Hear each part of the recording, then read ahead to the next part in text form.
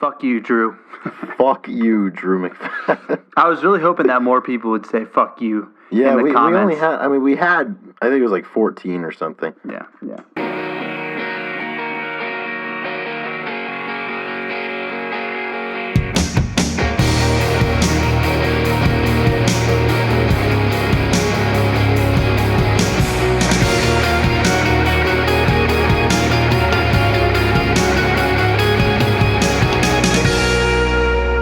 Well, Ethan, here we sit, and as we get ready to set forth upon the 39th episode, the 39th installment of this journey, I offer you a toast.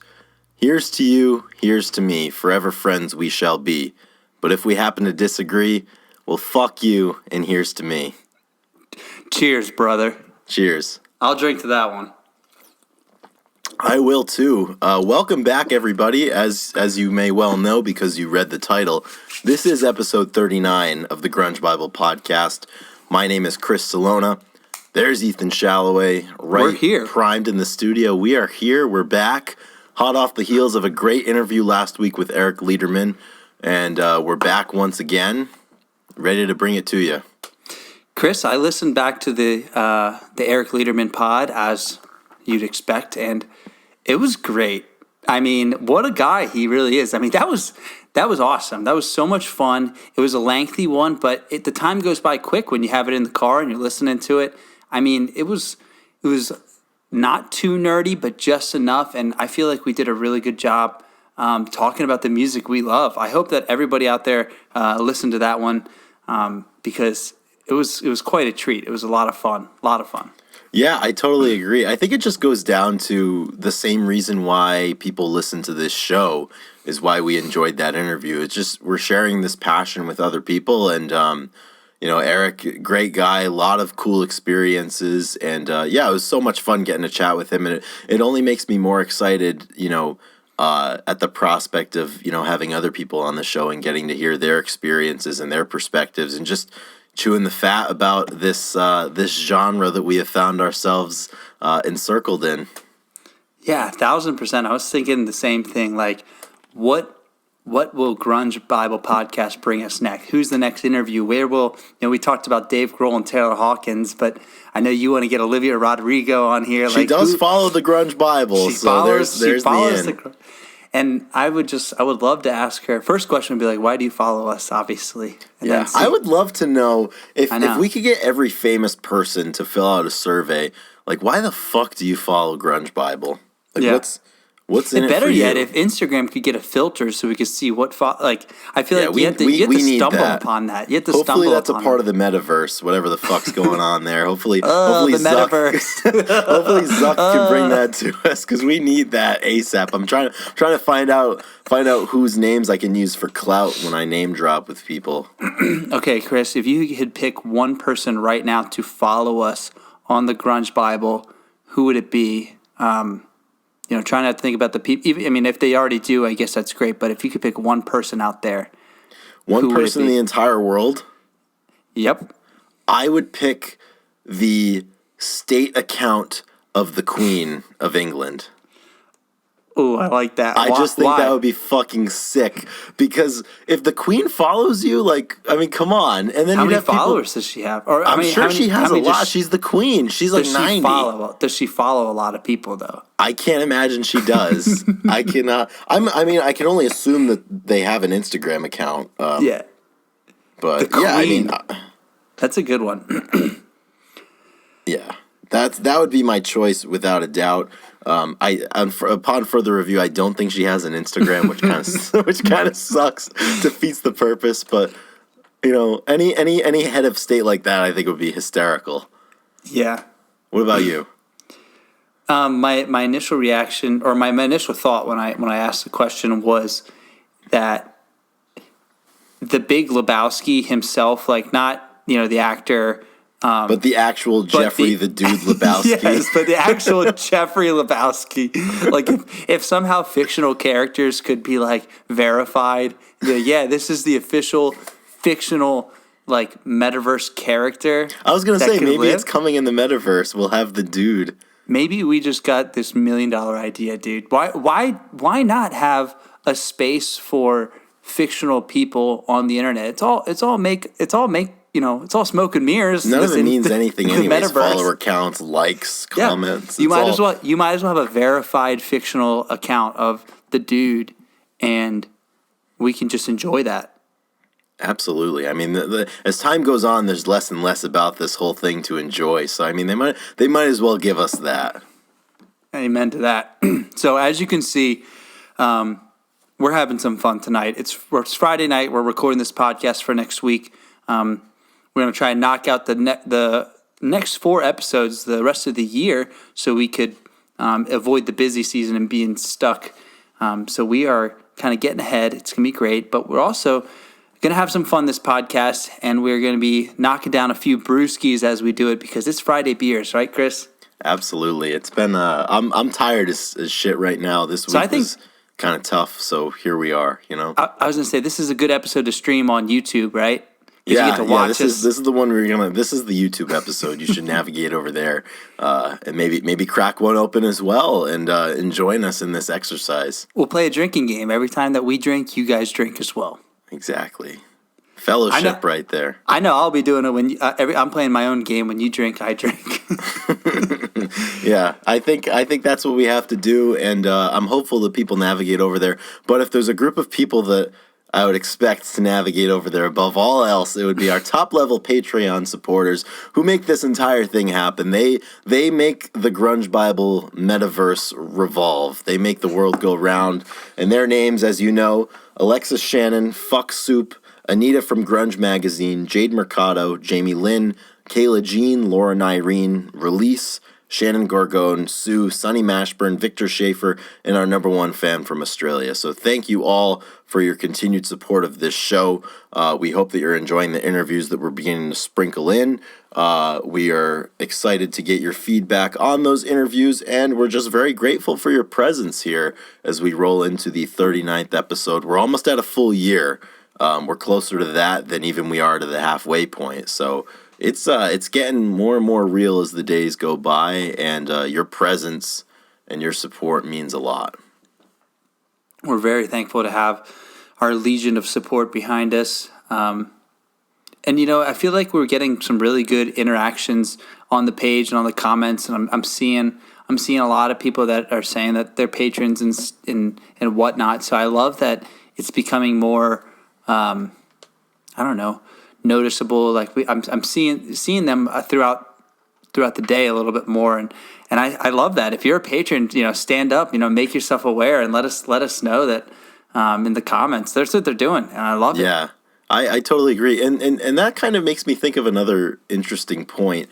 You know, our Instagram page right now has 322,000 followers, but a lot of the times you see the same people, and it kind of makes it feel nice and cozy in the sense that, like, you have a real community. Like, there's some people that, you know, you can kind of expect to see in the comments, and I enjoy, you know, kind of having a discourse with back and forth, and definitely, you know, the people that I just named, I really appreciate, you know, because they're very active members of this community, because that's really what it is. I mean, without people engaging and people sharing their thoughts and their perspectives and their experiences, I mean, none of this would be fun, and it wouldn't be enjoyable for anybody else, I don't think.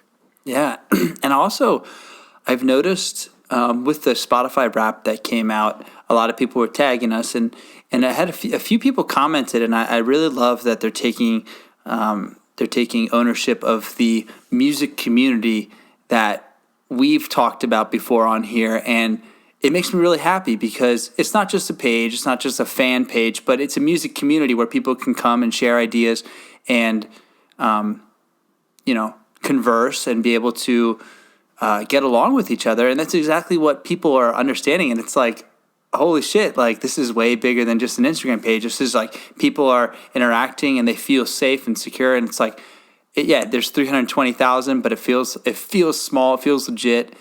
Because it is, and it's just, it's, you know, it's totally legit. But you're absolutely right, and that's the thing. It's like, the truth. It's the truth. I mean, we are very legit. We're just missing the blue check mark, but maybe 2022 is our year. Yeah, fuck that. We don't need that. You know what? I would deny it if they they gave us that. If I woke up, I would petition them to remove it. I would rather starve than eat your bread. Absolutely. We don't need what they have to give. We've talked about that because we were like, oh, we need a check mark. More people will follow us back when we had, 25,000. But I don't give a shit about the followers anymore. I give a shit about the people. I don't care about the number. I need to clarify. That's a great way. The people are very important. And that's the thing. Like people why reach out to us. That's why we're as big as we are, because we've always cared about the people. Yeah, because it's not us that make the page fun. It's everybody. It's everybody commenting. It's the people that are there. I mean, you take their personalities and their humanity away, and it's nothing. It's just it's just two idiots, which we are anyways. But 100%. Absolutely. I think the check mark is overrated. I mean, people ask me all the time, like, "Oh, how are you so big and not have a check mark?" And it's like, honestly, like me and Chris, we talked about it for a little bit. We got denied. We're not rich. Yeah, we got denied, we didn't. We're like, we don't. I mean, what does that? What does that mean? It doesn't mean anything for us. It's not like, because people think that you just get paid when you have a big account, or you're paid when you're verified. That's not the case. Yeah, we've had people direct message us and say like, oh, like, or we've insinuated that we do other things for a living outside of this, and people are like, wait, you don't do this full time? Like, fuck no, there's no money in it. No, it's not as simple as people think. And no, it's never such a simple, Yeah. It's just not. That's just like your opinion. Yeah, and that's the thing. And the byproduct of, it not being a full-time gig, first of all, I wouldn't enjoy it as much if it was a full-time gig. I really wouldn't. If I had to do this, 50, 60 hours a week, it wouldn't be as enjoyable. Like, it's something now where it's siloed enough that I do my life during the day, and then intermingled, I do this, and it's fun. You look forward to posting sometimes, and you hear a song during the day, like, wow, I need to post that. But the other thing, too, is from time to time, you miss things. And I believe we did miss a bit of information a couple of weeks ago. I can't quite remember when the announcement was. But the big thing that we need to talk about, because like we said, there's not a whole lot of new things going on in this genre, is the big news out of Camp Vedder, and that is that a new Eddie Vedder solo album entitled Earthling is going to be released on February 1st, 2022. So we are just about 3 months away from that release. To this point, Edward has released 2 singles that are part of that album. The first one was called Long Way, and the second and most recent single released is called The Halves. Now, Ethan, what do you think about this? Chris, I was listening to it today, and I feel like I'm going to upset some people out there, but it's just not doing it for me. It didn't do it for me this time. I listened to it, and I just don't need a solo album by Eddie Vedder right now. And there's probably people out there that's exactly what they need, and that's going to be great. But I was listening to half of it. I got through about half, 3/4 of it, and I was like, I got to come back to this. I'm heading over. Actually, and I pulled up the song that he did with Olivia and what was his name? It was my father's. Oh, Glenn Hansgard? Yeah, Glenn. Yeah, it was Glenn. And I listened to that, and I did the same thing. I had to switch over to another genre. So I passed on 2 Eddie Vedder songs this afternoon. So hate me if you will, but it didn't do it for me, Chris. It just did not.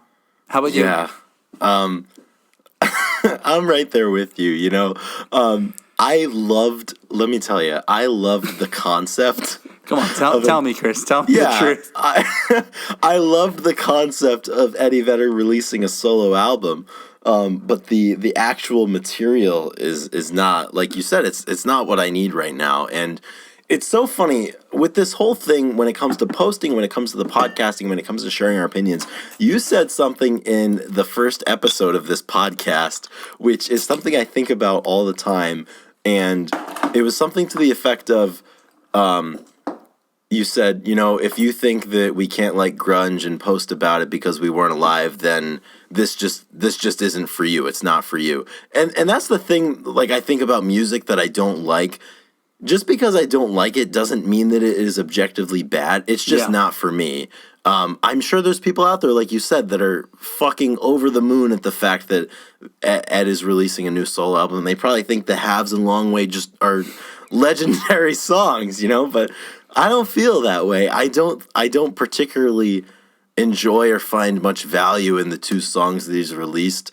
I'll certainly listen to the album when it comes out on February the 1st in a couple of months, but my expectations are very tempered, and I'm just not, I haven't spent much time yearning for an Eddie Vedder solo album, I don't think. Especially off the heels of Jerry Cantrell's solo album, because that album was fucking awesome. Exactly what I was about to say. It's like, I don't know what it is about, like, oh, Eddie Vedder's releasing a solo or Jerry Cantrell's, and you just want one more than the other. And there's a lot more, I don't know, excitement for me when it comes to listening to Jerry's album. I think the reason for that is Eddie Vedder has played solo shows and he's released a little bit of solo music here and there pretty consistently since he started doing solo stuff, really, in the early 2000s, mid-2000s. Jerry, on the other hand, hadn't released a solo album since 2002, so I think we were a lot hungrier for that. And, I just think it's a byproduct of that. Yeah, were you able to secure tickets yet to the Jerry solo tour? So I haven't. I have four shows lined up. By the way, I want to put this on the air so you guys can hold me accountable. I need to come to the John Mayer show. I'm not sure what the date is, but absolutely. But yeah, March 2022. I have 2 tickets to John Mayer in Boston, Massachusetts. It's in March. I thought it was a little sooner, but I should go. March 4th. Okay, early month. That's good. I can do that. Yeah. Oh. All right, so you have 4 concerts lined up. This is important. One of the things that me and my brother would always say is you always have to have a concert on deck. You always have to have some tickets that you can look forward to the next live performance. So if you just finished your, if you just went to a show and you don't have another one lined up, now you're allowed to buy another set of tickets. If you have one, don't force yourself. But like always have something to look forward to. So Chris, who are the bands that you have lined up right now? Absolutely, yeah. It was so I had quite the string earlier this fall of shows. I think I went to 5 in like 5 weeks or 4 weeks or something. But I decided to reinvigorate that lineup a little bit. So I have 4 lined up. The chronology of this may not be correct, but I have tickets to see Car Seat Headrest in Boston. Oh. Really excited about them. I'm a little interested to see what the scene is at that show. Oh, yeah. But I really do like Car Seat Headrest's music. They're great. Additionally, I missed Lucy Dacus when she did her tour this fall. I secured tickets to see her in March, actually the night before I see John Mayer. Yeah, so I'm gonna hit the 1-2 punch. Maybe I need to buy tickets so I can. If I were to come into town, I might as well come in a day early. I think you do. Is that a Friday, Saturday, or what days of the week? I believe it's a Thursday, Friday. Fuck it, long weekend. I'm in. It's doable, man. Yeah, just take the siesta. It'll be fine. You got a place to stay here. And then the last one is a repeat offender from this fall run that I did. Soccer Mommy is coming back through the area, and they're having a show in my town in Providence, Rhode Island. So that's good. It was a no-brainer. If it was up in Boston again, I don't know that I would have traveled again because I don't think they have any plans to release any new music between when I saw them last and when they're touring again. But it's 5 minutes away from my house, and the tickets were like $20, and it's general admission, so I'll be right up at the front. It'll be a good time. So those are my 4. Jerry Cantrell, I think, is going to Boston in April. I need to get tickets for that. I think it's going to have to be a secondary market job because I believe it's sold out. And then, as is the topic right now, I think Eddie Vedder's playing a couple of shows at the Beacon in New York. I do not have plans currently to go and see him. I was just going to bring that up. So we talked about this off camera. We went to 2 Pearl Jam shows back a couple. I guess it was 3 years ago. It's been a few years now. 3 years ago, yeah. And we were talking about, we should do something at a concert where we go and get a Grunge Bible bar. And I was saying, are we limited to one of Eddie Vedder's shows? Do we have to? Should we go to? Do you want to go to one of his and do, or what? I don't think so options? because Pearl Jam is evidently touring the U.S. in the summer this upcoming summer in 2022. So I think we need to pick a city. We need to stick to it, and we need to plan it, and we need to either all meet at a bar or maybe rent or whatever. Yeah, we need your guys' opinion. So me and Chris had this idea because everybody, we posted the concerts that we went to, and people were like, I was at that concert, I was there, I was in the back, blah blah blah. What if we all go to a concert and we rent out a bar? Maybe we do a live podcast, Chris. Yeah, maybe we do a live podcast. Maybe we just do a meet and greet. Maybe we just drink some beers with you guys. But the idea of this music community meeting in person is pretty freaking awesome. And if we didn't, Chicago and Boston are obviously, that's what they're probably going to end up going there. They usually go to Chicago, Boston, Seattle. Usually they hit those. I would say those are the two front runners. Maybe if they do something in New York, maybe if they do something in, I don't know, Seattle, Los Angeles or something, So it may be Seattle. Yeah, so obviously Chicago has cheap flights. So we'll probably have to fly in, or at least me. If Boston, that'd be good for you. But we'll talk about it. But let us know if that'd be something you're interested in. Because that's something that's on the radar. And it's funny because out of all of the bands, there's not many that are still actively touring. There's certainly, Pearl Jam's pretty much the only one that fills, arenas to this date. I think Alice in Chains usually schedules a little bit smaller venues.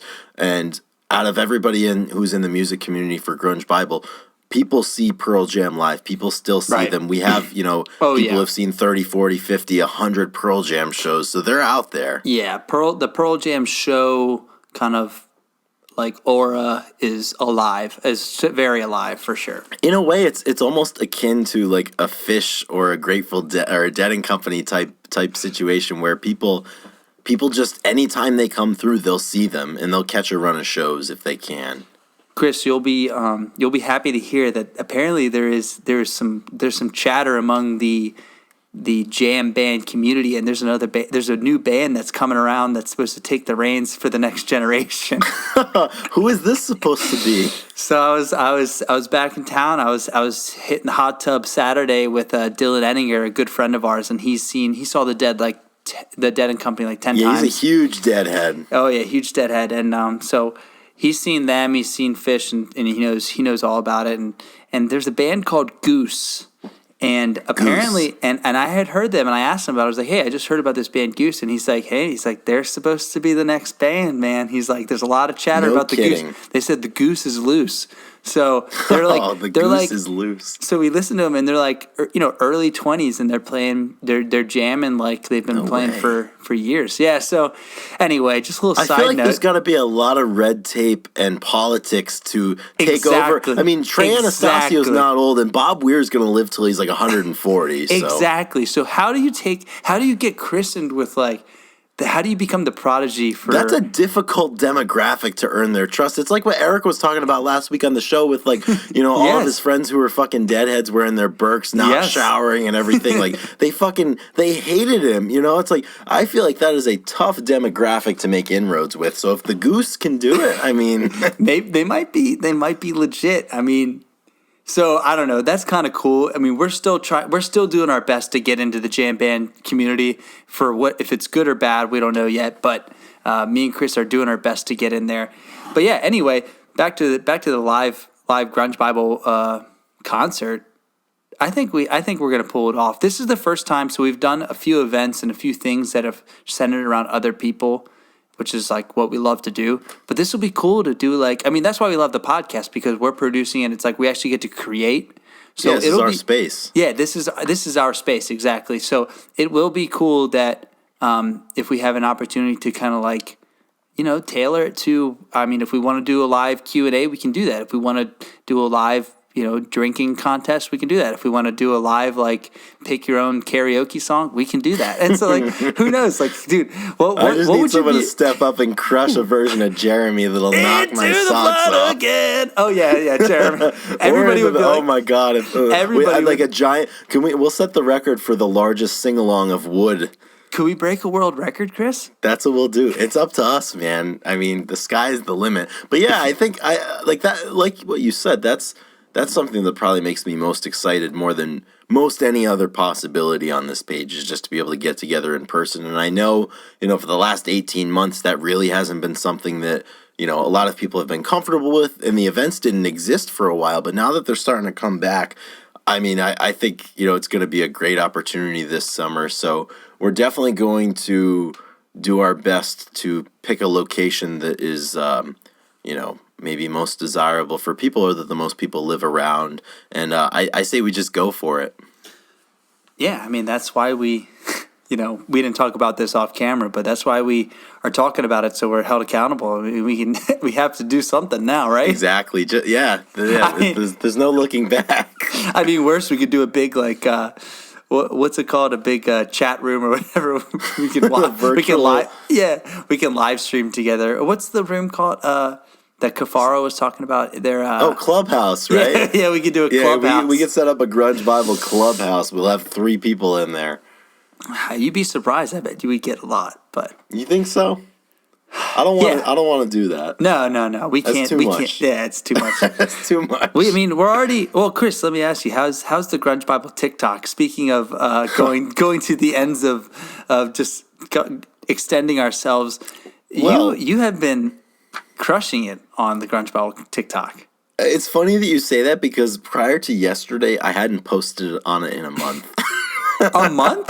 No way. I took a month off. I posted on November 15th, and I just posted 2 days ago. We're at 5,900 followers on the Grunge Bible TikTok. So that's more than Twitter. Twitter's got about 4,000. So, I mean, hey, we're just trying to... It's so funny. Every single time we venture into a new realm of social media, you end up dealing with the same stupid comments. Like, I posted... what was it that I posted? I think I posted... Stars by Hum, the people were so mad. They're like, "What do you mean? This isn't grunge. This is Wait a minute. Shoegaze math rock." Wait a minute. Those people are on TikTok that get angry about that stuff? They're everywhere. Oh, dude. They are absolutely everywhere. I didn't expect TikTok to. No, man, they're there. There's a reason why I don't ever go on the Grunge Bible Facebook. Oh. I don't read the comments. I don't even know which posts make it there. I don't want to know. It's so true. So, full disclaimer, if you guys found us through Grunge Bible Facebook, that's just an extension of what we post on the Instagram. And Chris and I literally, it's like what is it? It's like the room in your house that's there, but you're not allowed to go in there because there's ghosts and ghouls. Yeah, it's like the formal living room when you're a kid. Or it's like the adults' room like when you're a kid, and it's like that's the parents' bedroom. You're not allowed to go in there. Like we don't go into Facebook. Don't you dare put those shoes on the bedspread. Oh man, I couldn't imagine what goes on in there. Really, we're not there to regulate. I don't want to know because there have definitely been some trolly posts, like a Creed post maybe, that have made it through. Right. And I don't care to know.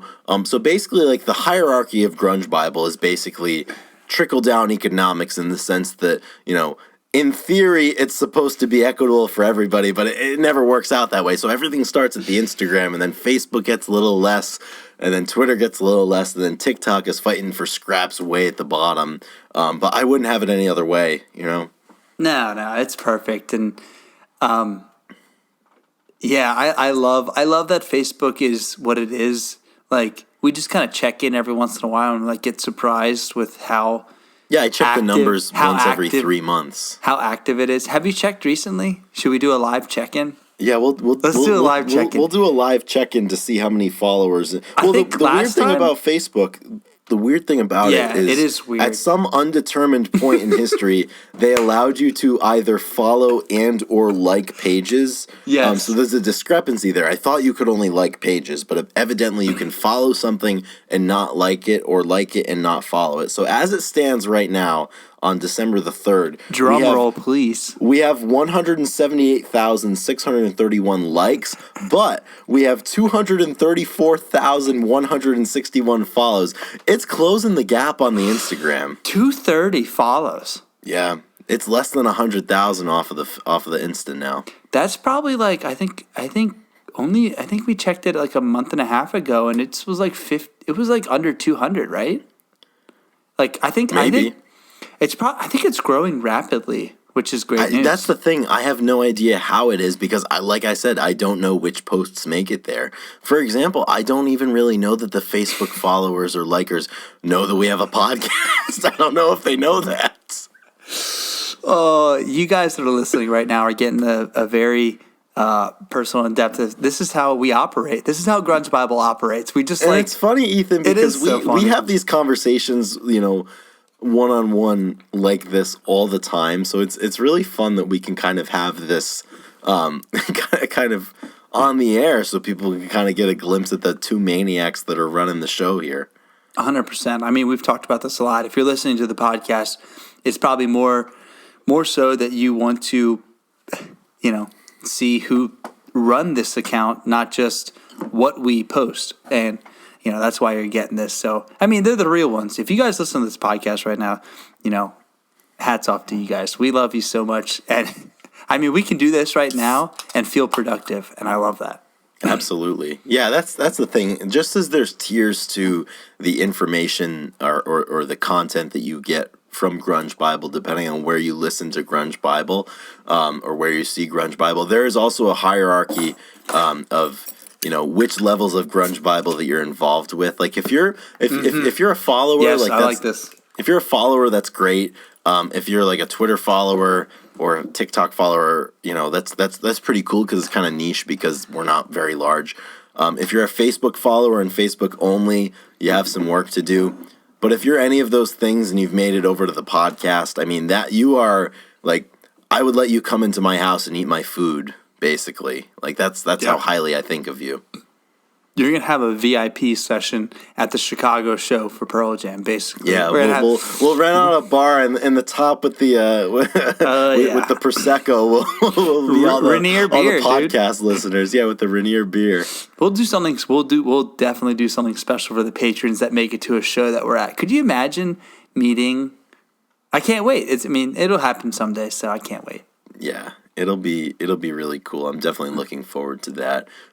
It's just kind of the pinnacle of why we do this. If you think about it, we don't do it, to share Today by the Smashing Pumpkins for the 17th time. We don't do it, to answer, hey, why don't you post this, all the time. We do it so we can be together with people and we can see that community that's been built around us in action. Yeah. 1000%. Oh man, I love this grunge music community that we have. That was a hell of a tangent off the beginning with disparaging Eddie Vedder's forthcoming solo album. Yeah, I mean, we weren't disparaging him. No, we were honest. Well, see, the nice thing about that, the nice thing about trying to have an open mind about music is maybe here today and now in December of 2021. The two singles don't do it for us, but when that album comes out in February, I mean it's a long time away. Maybe on February 1st, 2022, wow. Eddie Vedder solo might be exactly what I need. And it's the same thing. We have this conversation all the time, Ethan, where when we were first getting in the genre, we're like, I don't know that this song or this band could ever do it for me. Like, I don't know that Rooster could ever do it for. And then you never know. Then a time comes where it just kind of makes sense to you. When you became a liar. That's exactly. What it comes down to. There was a time where, remember when you thought, it's no secret. Well, maybe it is a secret, but Chris hated Primus. I just want everybody to know that. There was a time when Chris... I did indeed hate Primus. I thought Les was terrible. Chris posted Primus sucks without knowing that was a whole thing. And he messaged me. I posted it completely unironically. He just said, he's like, honestly, guys, like, Primus sucks. And he was, like, very straightforward. And then we were getting a bunch of messages, and people were saying, obviously going along with it, or kind of, like, being like, why do you, I don't know. They were kind of, like, going at him. But I just remember Chris calling me and being like, dude, apparently this and that. And he was like, It was really funny. But then It was all of a great sudden, Yeah. you started listening to him a little bit, and then all of a sudden, here come the bastards. I'll tell you, know John what I the mean? Fisherman hits different when you're kind of fired up. It slaps, as Lederman would say. It's great, yeah. It Yeah. fucking rips, as Eric Lederman would say. It rocks. Yeah, it was the perfect example of something just falling right into your lap, because I very much so we had a situation on the page where, similar to the Taylor Berry Sweetwater situation, where we had an individual direct message us for 69 days in a row that we should post Sweetwater, the 90s Seattle band, and on the 69th day we posted only Sweetwater, and we shouted out this individual. We had someone do something similar with Primus, and finally I'd had enough. I was like, all right, like, I need you to stop messaging me. Like, I'm just going to post Primus. So I think I posted My Name is Mud, and I was like, honestly, Primus isn't very good. I'm just doing this to satisfy this person. In fact, I think they suck. Having no idea about the fact that Primus sucks was a slogan for them in the early 90s, because, like we said, we're posers and we weren't there when it happened. But it just kind of fell into my lap that I was able to weasel my way out of it and act like I was in on it the whole time when I really wasn't. Boom! Inside scoop. I love that. See, this is the level that you achieve by being a Grunge Bible podcast listener. You get the real scoop from us. Is there anything else that we've kind of stumbled into without knowing? Like, I mean, obviously, so that was like, yeah, you all of a sudden, it's like when you're in an argument and you have no direction, all of a sudden you find a point halfway through, and then you cling, exactly. and then you cling on, like, oh, that makes sense, and all of a sudden you're like it's locked. the stream of consciousness progression from I know I'm right to holy shit, I think I'm dead wrong, but like, I'm so wrong that I have to keep going. And then you keep going, and then you find a way that you can make it right again. And then you find something great. that's like, wait a minute, this actually does make sense. Yeah, so like I'm this back dog on will top. hunt right now. This dog will hunt. Oh my gosh. I don't know that there's been any other instances of that other than just the page in and of itself. You know? Yep. I did not think that the page would have the legs that it's had. I think that I do think that one thing the page has done is obviously music discovery for us. Obviously, when we started, we were but a wee lad, and but when we started listening, we were very tertiary grunge listeners, and the more we went, the more we learned about bands and other bands, just like Primus. I mean, we've kind of stumbled into fandom and enjoying certain bands because of this page. I mean, the list goes on, really. I mean, you could start with the big four, and then moving out, and then hearing all about the Temple of the Dog, Mad Season, Mother Love Bone, these bands. All of a sudden, we get into those, and we really it's a discovery. It's been a discovery road altogether. Yeah, and that's Primus, the best part. Tool, all those guys. Yeah, exactly, and that's the best part, and that's why I balk at the idea whenever anybody refers to us as experts or anything, because I don't feel that way in the slightest, because I still have blind spots when it comes to the genre, when it comes to different bands, when it comes to their albums or whatever. Anything you would expect an expert to know, there's things I still don't know, but it's just that process that is still exciting and it's still interesting. Mm-hmm. Yeah, I think one thing that is hard for me. You're definitely more of a statistician and a name guy, numbers and dates. You're very good at that. I have such a hard time with old bands that I'm getting back into. I'm so bad at keeping albums separate, keeping songs separate. I mean, I listen to usually albums through, but like I'm not able to categorize stuff in the correct album when they came out and stuff. Where the bands that I listened to in high school, it's so much easier for me to remember certain songs and certain albums if I'm like there when they're coming out. It's easier as they're because coming it's a moment out. in time that you experience. Exactly, and so like I'm like. Yeah, like it's like, how do you know the difference between November of '93 and January of '94? Yeah, or you get the classic. Yeah, exactly. You get the November, and then exactly, spot on.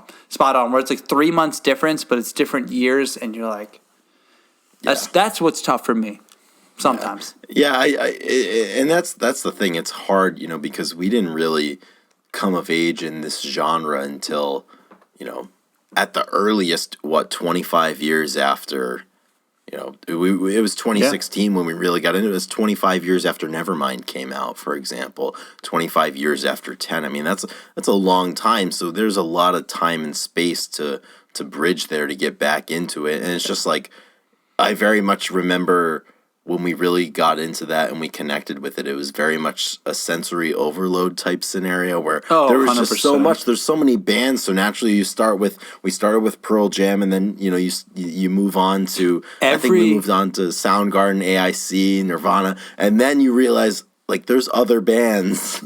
Every song slapped back then. Every song fucking ripped because they were all the hits. Yeah, and it's something interesting to think about, and I'll see people talk about this a lot, but it would be interesting, and something I guess I yearn for at times with some of my all-time favorites, to be able to hear things for the first time again. But that's the thing, anytime I'm like, wow, like I really wish I could discover, I don't know, released by Pearl Jam for the first time again. Yeah. But there's just so much good music out there that you can discover songs that will impact you as greatly as those songs, because there's so much music out there. And it's funny, John Mayer, as a matter of fact, we're going to be going to a show in March, but he had a really good quote one time, and he's like, good music never gets upset at you for not discovering it yet. It's just patiently waiting, and when you get to it, it doesn't say what took you so long. It just says, I've been waiting for you. We have a lot of time to make up for. Let's get to it.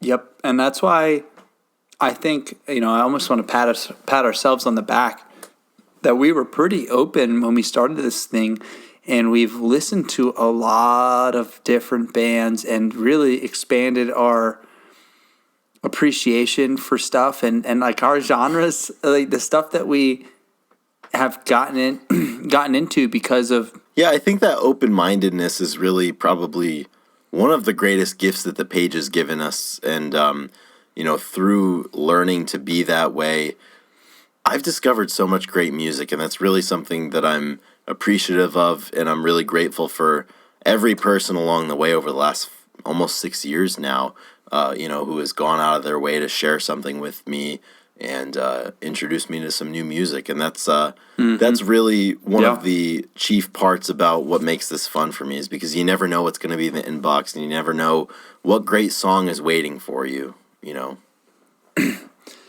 100%. I mean, going off of that, I'm thinking about music discovery and like how I've kind of gotten into different realms of music.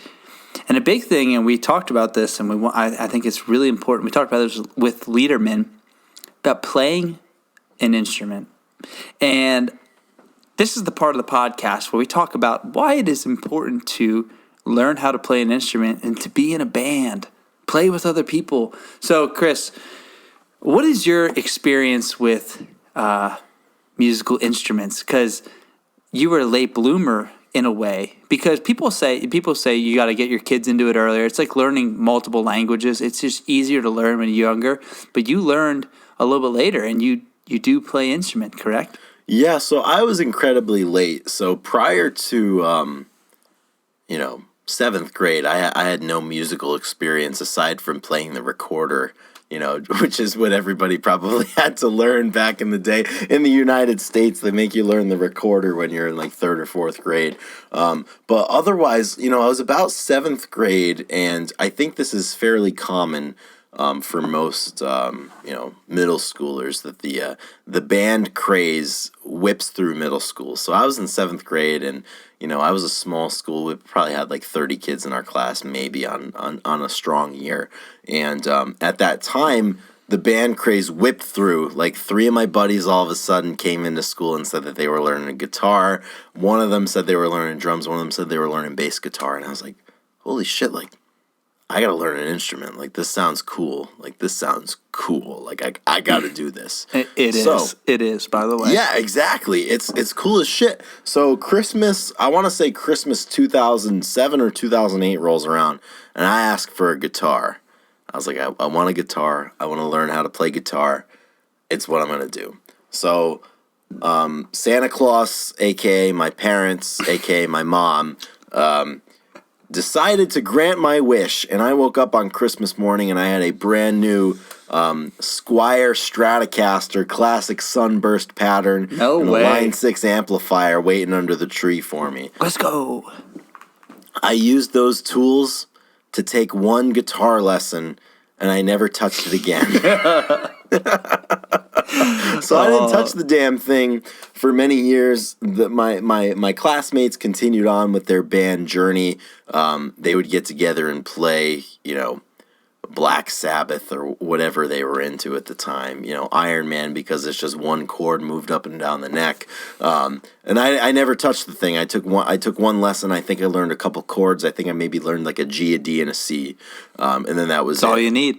That's all you need. 3 chords and the truth. You know. That's I mean, right. little did I know. If I knew then, I'd have a couple albums out by now. But nevertheless, so I didn't touch the thing. So that was about 2008, and the thing just gathered dust in my room for several years until in 2015 I had my wisdom teeth out, and between those years, music had been something that had become more and more important to me. I had discovered more music.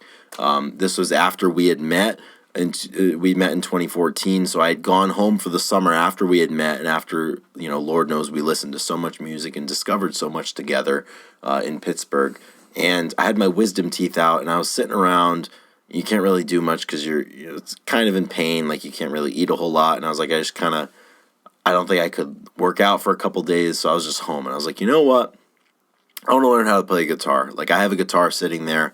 Granted, it's an electric, but I'm going to learn. So I looked up guitar lessons on the internet, and I found this webpage that, showed you, it was like 5 chords. It was like, I think it was like a G chord, a D chord, a C chord, like an E chord, and an A chord or something. And I learned those, and by the time the day was through, I was playing Knocking on Heaven's Door by Bob Dylan. And from that point, I just started, I continued to, go on the internet and learn a song at a time, learn a chord when I can, and different things like that. And, since then, I mean, that was 6 years ago now, almost 7 years ago.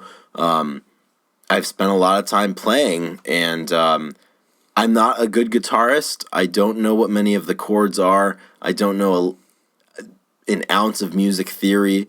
I can't solo for shit, but it's fun, and it's just another way that I use to connect with the music that I'm passionate about. I think there's no more honest connection to music than the one that exists when you make it yourself. Yeah.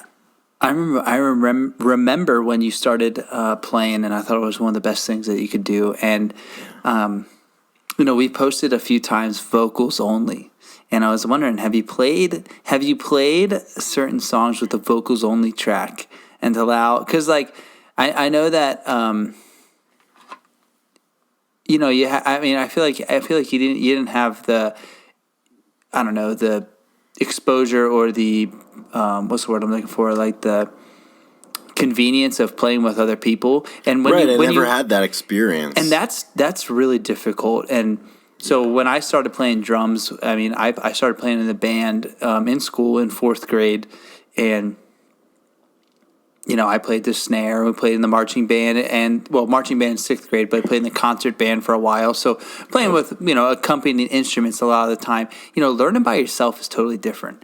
And learning a song and trying to play it with something is totally different. So, I guess because I think, so this past summer we were able to get together and play, and you did make the comment that it was the first time playing with another person. Was that right? That's great. It was the first time I ever played music with another human being. I'm so honored to be that person. I mean, that's only right. The world can never take that away from you. You were my first musical partner. Hell yeah, and Andy Engelman.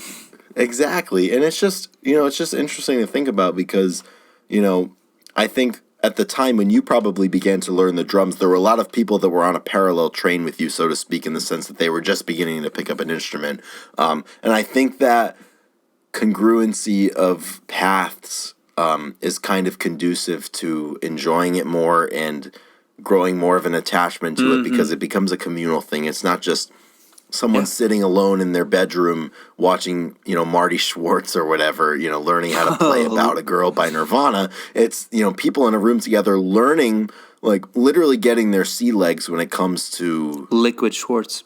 learning music. Exactly. The Well, Liquid Schwartz. you're right. I mean, it is.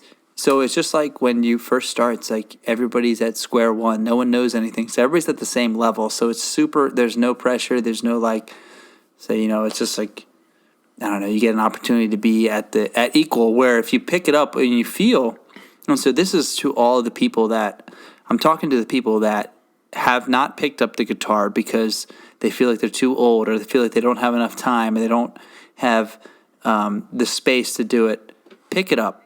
Pick it up, start doing it. A few things that I say in my life is, well, one, definitely for playing guitar, and so I'm a drummer primarily, so I'll always have the cop out that, well, I'm a drummer, but playing guitar is one of the things I really want to get back. I took lessons for guitar, and I could play a few chords. I don't remember a shit. I don't remember anything right now, but I do have good rhythm, and I feel like I need to play more guitar. But I push it back because I don't know. I feel like I have an excuse, but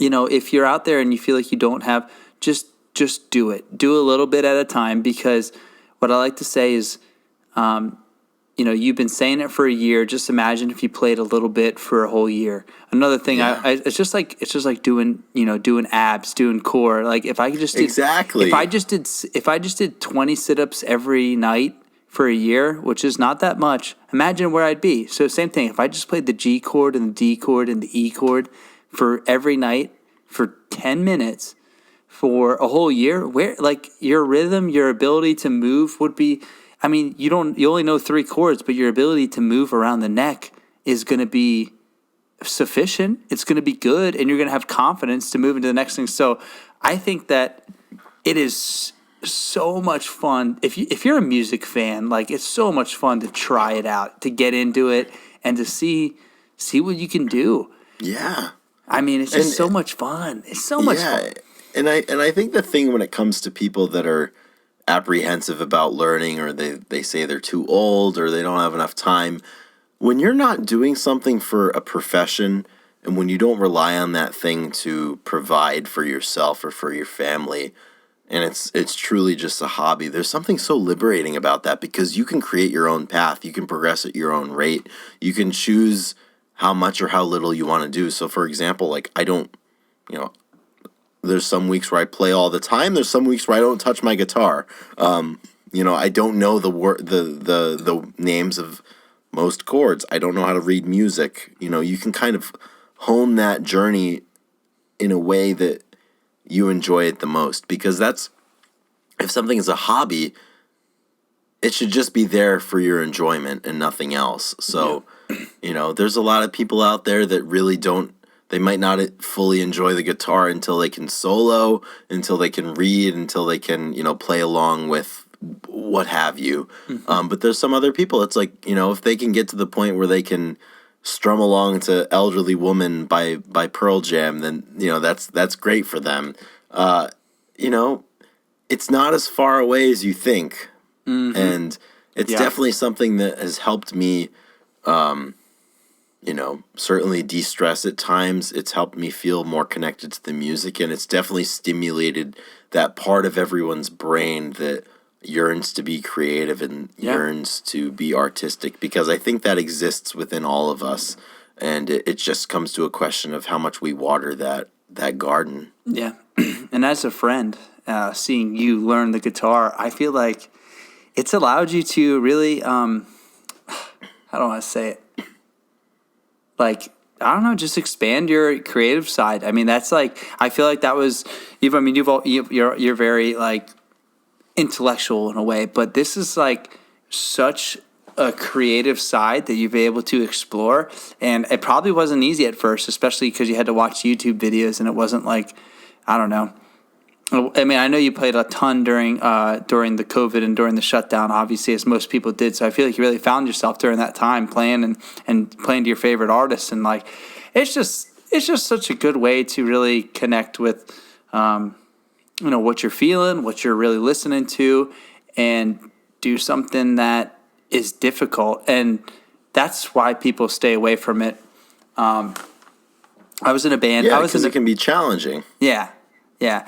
And I was in a band for all through high school, and we still go home and play shows with our producer Drew, who is, I have to say, a damn good guitarist. That guy, He is so good, and I'm definitely going to use this podcast to post some old footage of us playing, and you can tell us how good we are. But Drew is really good. I mean, he always had he's a master at his craft, and he does really good work. And he's done he went out to LA and has been playing guitar, but so good.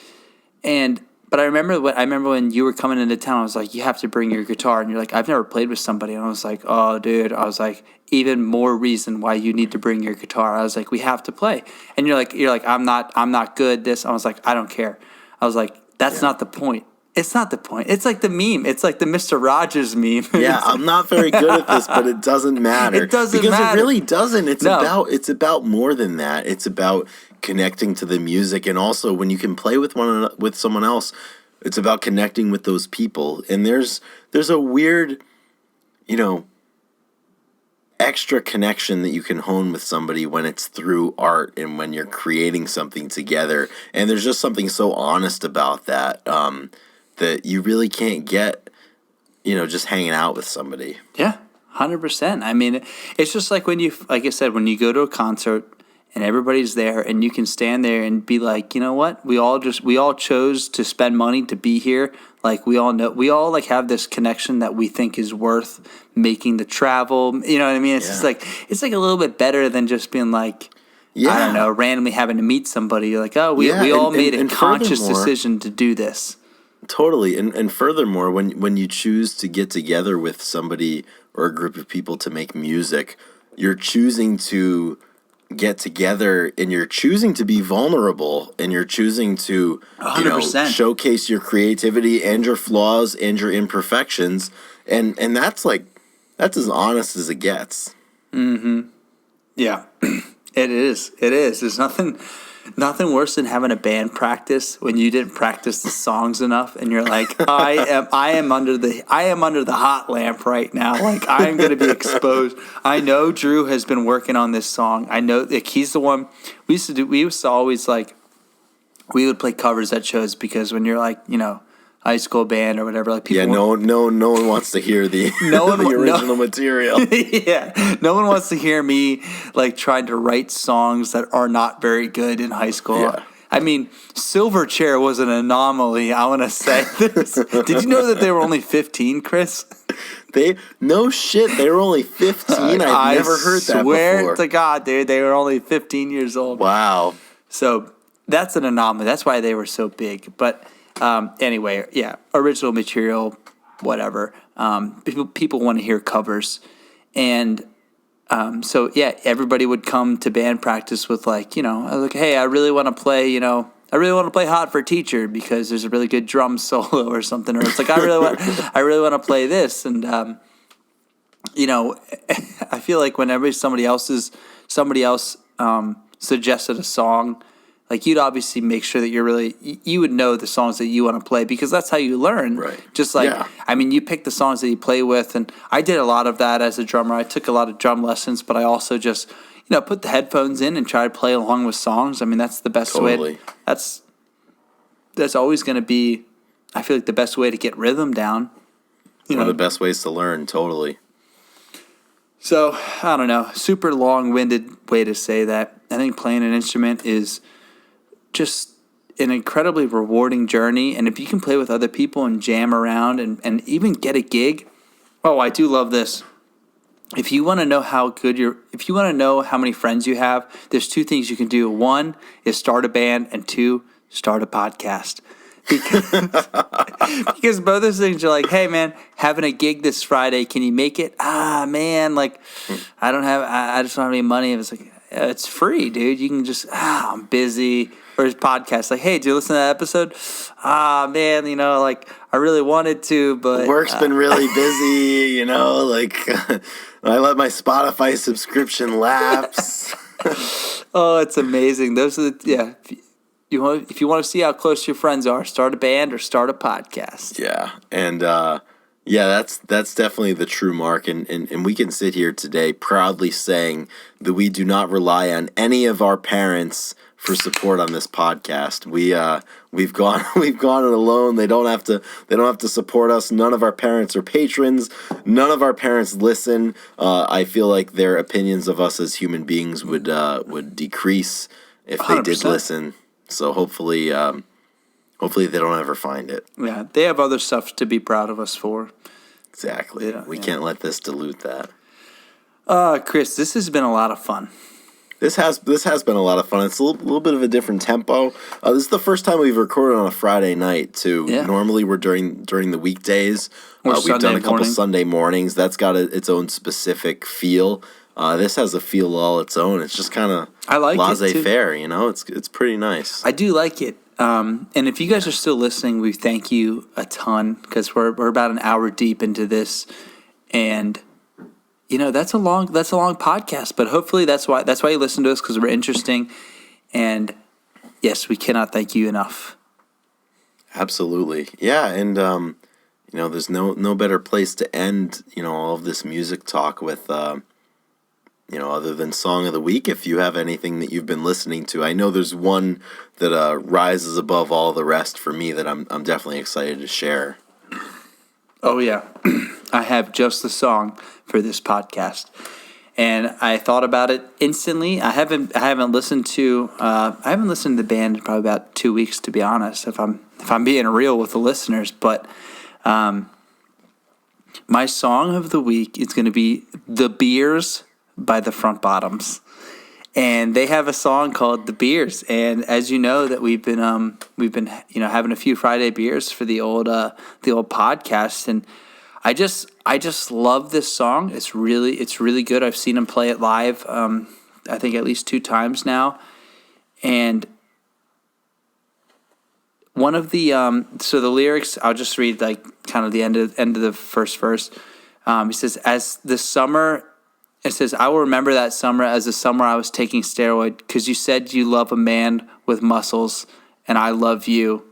And they said it's the cops are coming type of sobering up, and I love that. I always think about that, like when somebody's at a party and they go, "Cops are coming," and you're like, it doesn't matter how many you've drank, you're instantly Makes you shape up real quick. Yeah, and it's just a really solid song. It has some really good syncopation, just kind of drum beats and musical notes. So anyway, "The Beers" by the Front Bottoms. That's my song of the week.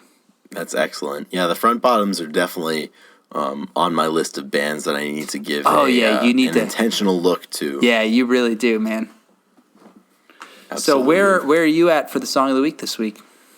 So my song of the week, pretty much the last 10 days, I've been listening to this song that I'm about to share very, very frequently. The Wednesday, the Thursday, and the Friday of Thanksgiving week. This was almost the only song that I listened to. I'm the type of person that will obsessively listen to a song or two, just over and over and over again.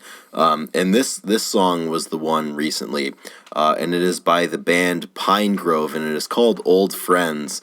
And Oh yeah, I love that song.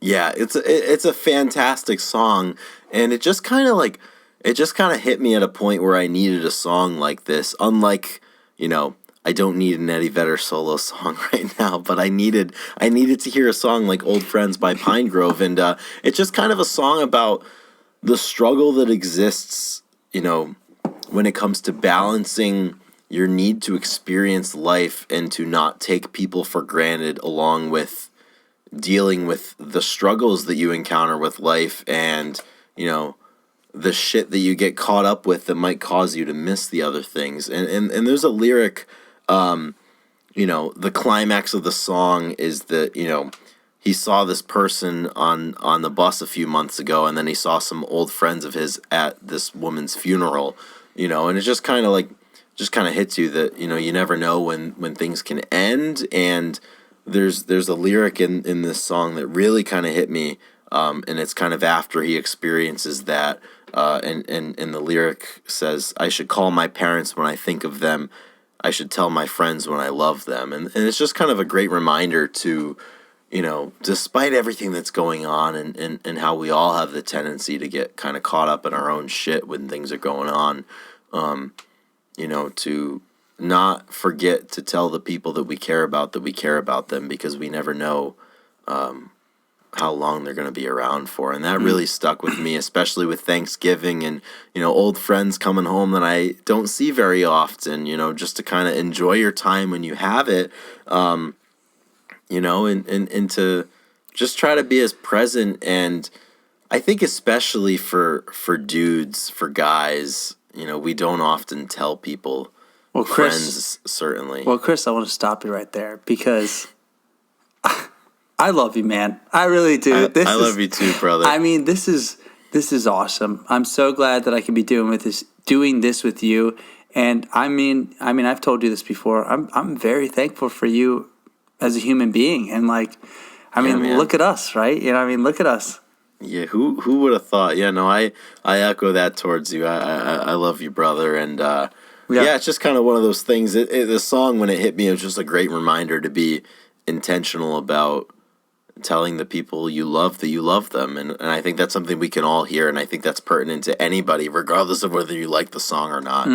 So that's kind of why it hit me. I've been listening a lot, but nothing like challenging yourself to call somebody that you haven't talked to in a while, or tell somebody that they care a lot out of the blue, because that exact experience that I had with this song is, I think, what keeps all of us coming back to music, because it can create those feelings and it can bring about those experiences for us. Like, I wouldn't have had that reconsideration if it wasn't for hearing that song. And I think we all have experiences like that, where songs have had us, think about things a little differently, or prompted us to do things that we wouldn't have done otherwise. And this is definitely one for me. That's great. That's a perfect song to finish off this podcast. Absolutely. So once again, we want to thank everybody that is still listening. It was quite a long one, unexpectedly long, but in a great way. I mean, honestly, I don't really know what people expect, if they expect a certain length, but I don't know. This was perfect. Yeah, this was perfect. Maybe we'll survey them sometime, but it feels right for us. Yeah. So I just want to thank you again to all the patrons. You guys make this possible. Thank you to Drew McFadden for taking care of the technical side of this, and thank you, Chris, for making this possible. Absolutely, yeah. Thank you to all of those people that you just thanked, and especially thank you to you. And I have one last request or challenge to everybody out there. So we have about 40% of our listeners listen over on Apple Podcasts. And if you're one of those people, please do us a favor. Go leave a review. Leave us a starred review. Write a review if you're feeling extra industrious. And then otherwise, if you're a part of the other 40% that listens on Spotify, we'd love it if you would subscribe to the show, if you would follow along. And then if you're a part of the extraneous 20% that does not listen on Apple or Spotify, keep doing it. Just have a great day, and thanks. I don't know what you can do for us. I love that. But seriously, we appreciate your listening, but those are a couple of ways if you really want to go above and beyond. Every review makes it easy for people to find us. So if you leave a good review, it's easier for other people to find us, and that's great for everybody. And yeah, I love that. If you're on the ether of the 20%, I don't know where you're listening to us, but I'm damn happy that you're here. I love talking about that. Like 40% Apple, 40% Spotify, and then we have like these 20% that is. Well, it's funny because our podcast host, our RSS feed just says unknown. Right. So I have no idea where you're listening. It's just like when we have a really good post. It has like explore feed, followers. This is talking about how people, the reach that we have. And it's like explore, followers, non-followers or whatever. And then it says other. And, it's very not, it's It's not specific at all. So we don't know what other means when it comes to Instagram. And sometimes that number is astronomical. So I don't yeah. know where in time and space you exist, but I'm happy that you do. Yeah, if it's not the explore page and it's not our followers, what the fuck can it be? What else could it be? Yeah, like what else is there? It's like a telegram system out there that we don't know dude, about, the or maybe emails, people emailing us. The metaverse, dude. It's the Facebook Grunge Bible metaverse, you know? Nobody knows what Zuck has up his sleeve next. Oh, man. Well, Chris, just like we started, we're going to end. Here's to you, here's to me, for our friends we shall be. And if we shall disagree, well, fuck you, and here's to me. Rock and roll, guys. Rock and roll, everybody. Have a great day.